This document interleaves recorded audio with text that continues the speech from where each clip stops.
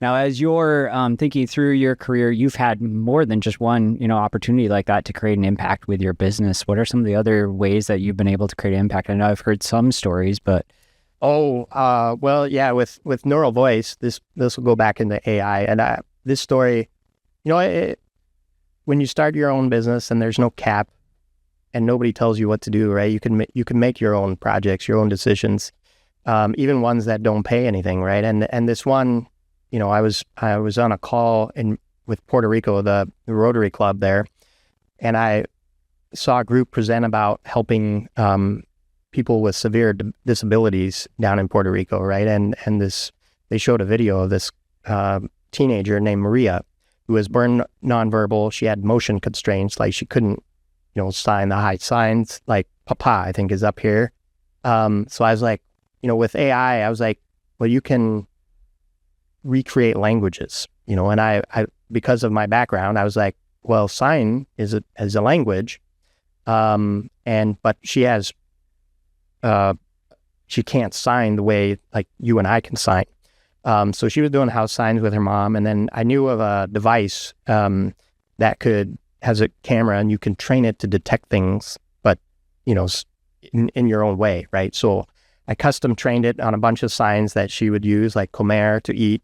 These were signs of survival, because she is like, I'm hungry and I need to eat. So she would sign, and it would detect signs that she signed her way. And then Microsoft at the time was like, hey, we want to give you this new technology, neural voice. It's like you can clone anybody's voice, right? And and I tell people that I start with that because people are like, ooh, why would anybody want to clone a voice? But for Maria, she was born without a voice, and she doesn't have a voice to communicate. And so I remember, and then this would clone a voice, but she never had a voice. So I remember still the email I sent to her mother, Isis, and I was like, Isis,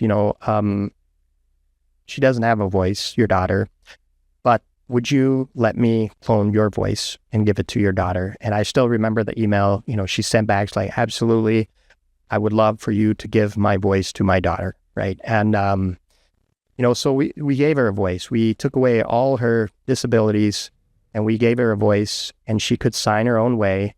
And she could, the sound that would come out would be of a loved one, of her mother, right? Her caretaker, her whole life.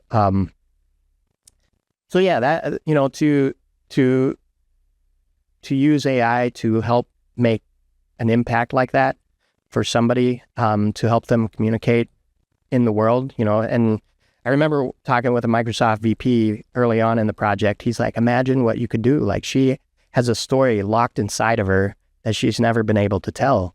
But with a device like this, she could do a TED Talk, right? She could sign in her way, and this thing would audiate so that people would understand her, and she could tell the story that was inside, right? So yeah, that's one of the stories that, it's my background, going across cultures and languages. That really brought me to this point where I understood, there was data communication flowing, but people couldn't understand it inside of Maria, and she needed a way for people to visualize, to hear, to see what she wanted to say. Oh, I love that. And your ability you mentioned your background, but your ability to take your experiences being in different cultures, even growing up and having to learn to communicate in different ways. And you brought that into the workforce and being able to take a look at data and say, hey, this is a different language. How do we communicate in a different way? And then just taking all of that and putting it together. And maybe that is part of what helped you see, like, hey, there's an opportunity here to help Maria communicate. Yeah. I think so. And it was my early experience with AI where, I understood that, a lot of the AI now, we just use the form that's given to us.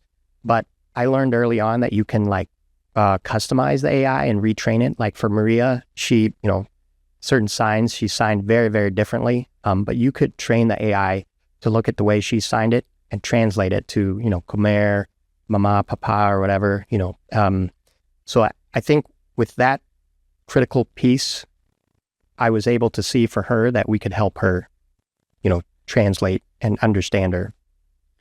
So did you do that as part of your business, or did you do that just kind of as a side project on your own? So that was a side project first, and I was exploring and learning about neural voice. And then that led to, I posted about that on social media, right? I was telling my story. And Mary Martin, who's here in Holland in West Michigan, she reached out to me on Facebook, said, I saw you do this. My husband was a former radio DJ, and because of cancer, he lost his voice, but he would love to have his voice back because he has this deep, like really resonant, beautiful voice.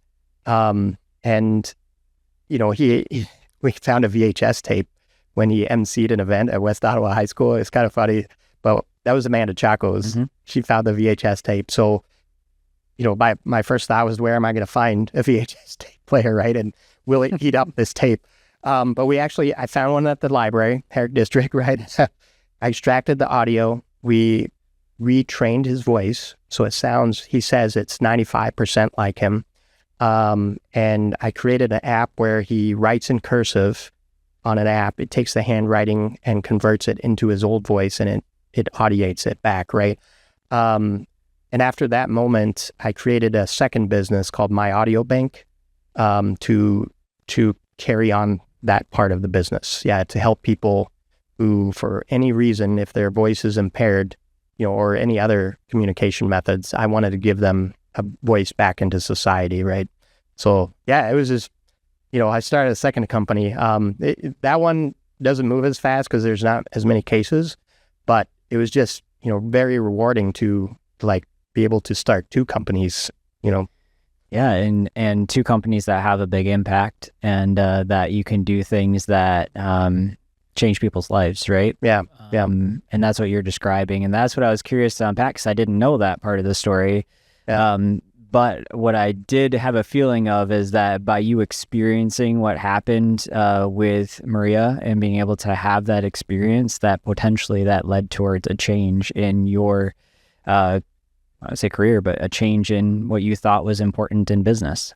Absolutely. You know, because you wouldn't think, like with AI, it creates these opportunities that have never been there before. You know, like who would have thought you could create a business to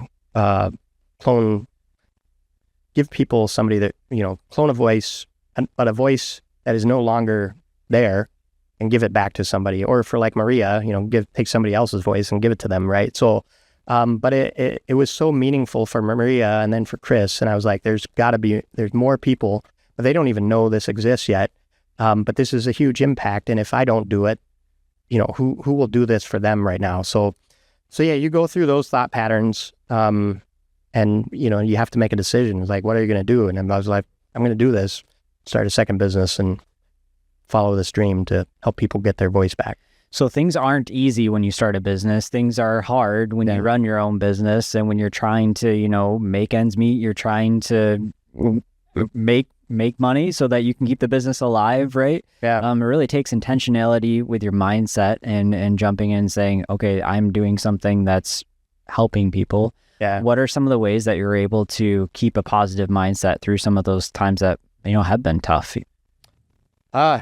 Boy, there's a lot of tough moments. I think I share a lot of these stories with my family. You know, at the dinner table, I was like, hey, I helped somebody today. They're heading into, you know, throat cancer surgery, and they're worried about coming out of the surgery and not having a voice. But I'm working to preserve his voice. A lot of them find out and they only have a couple weeks, right? So I tell my kids this, and then my wife will come back and reinforce, you know, I was like, man, these are hard cases. You know, if I don't get this done before the surgery and they lose their voice, you know, they may never get their voice back, right? If I fail this. And then my wife will, you know, afterwards, if it's, you know, they've all been successes, luckily, but she'll say, you know, this is modeling. This is what I want you to do for our children. This is our mission, and our goal is to provide them with an upbringing that, you know, allows them to face the challenges that we've faced. Because yeah, owning a business is hard. Some of these things are heart-wrenching stories, right? But she's like, you model and you fight through this, and then we want to show the kids this so that they can fight through their battles in life too. Yeah. So yeah, we look at it as an investment in our children's future to share how we battle and go through some of the hard times